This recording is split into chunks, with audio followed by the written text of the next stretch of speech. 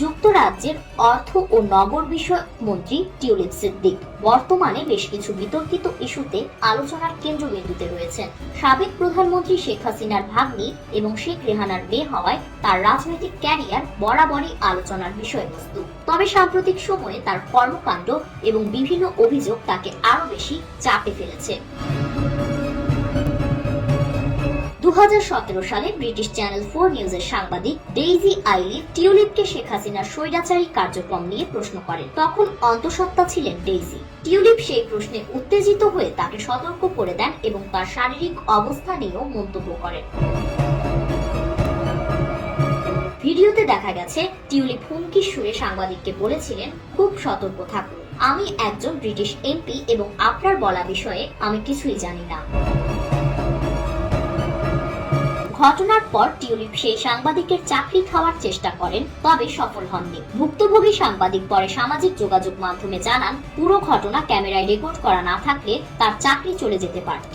একই সময়ে টিউলিপের নির্দেশে আইন শৃঙ্খলা রক্ষাকারী বাহিনী ব্যারিস্টার আরমানের স্ত্রীকে হয়রানি করে এমন অভিযোগও ওঠে। এছাড়া সম্প্রতি টিউলিপের বিরুদ্ধে অভিযোগ ওঠে, তিনি লন্ডনে আওয়ামী লীগের ঘনিষ্ঠ ব্যবসায়ীর কাছ থেকে উপহার হিসেবে একটি ফ্ল্যাট পেয়েছেন এবং তা গোপন রেখেছেন। এছাড়া তার পরিবারের বাসস্থানগুলোর মালিকানার সঙ্গে বাংলাদেশের ক্ষমতাসীন সরকারের ঘনিষ্ঠ ব্যক্তিদের সংশ্লিষ্টতার অভিযোগও সামনে এসেছে।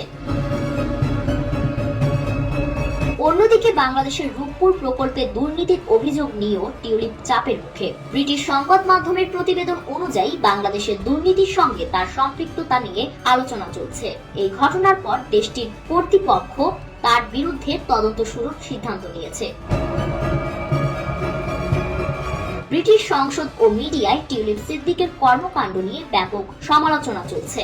এর ফলে তার সিটি মিনিস্টারের পদ থেকে পদত্যাগের দাবি উঠেছে। যদিও তিনি বেশ কিছু অভিযোগ অস্বীকার করেছেন, তবু তাকে নিয়ে বিতর্ক এখনো থামেনি। টিউলিপ সিদ্দিকের বিরুদ্ধে এসব অভিযোগ তাকে শুধু যুক্তরাজ্যের রাজনীতিতে নয়, আন্তর্জাতিক অঙ্গনেও সমালোচনার মুখে ফেলেছে। পারিবারিক ও রাজনৈতিক পরিচয়ের প্রভাব তার ক্যারিয়ারের জন্য যতটা সহায়ক ছিল, সাম্প্রতিক বিতর্কগুলো তার জন্য ততটাই ক্ষতির কারণ হয়ে উঠেছে।